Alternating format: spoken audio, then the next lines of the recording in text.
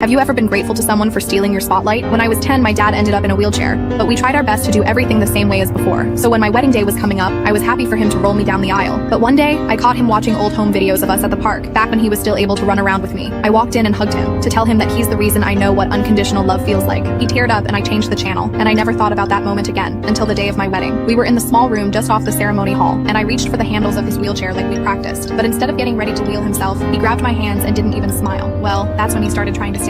My heart dropped because the aisle was at least 50 feet, and he hadn't walked more than 10 since the accident. The room went silent, and all the eyes shifted from me to him. When he stood up, I looked at him, and that's when he finally smiled and said, "Just trust me." Turns out he'd been in intense physical therapy for over a year, all for my big day. I thought I'd be the one holding him up, but honestly, I think he was holding me. By the time we made it down the aisle, half of the audience were in tears and blowing their noses. He stole the spotlight that day, and we now have this incredible inside joke for the rest of our lives together.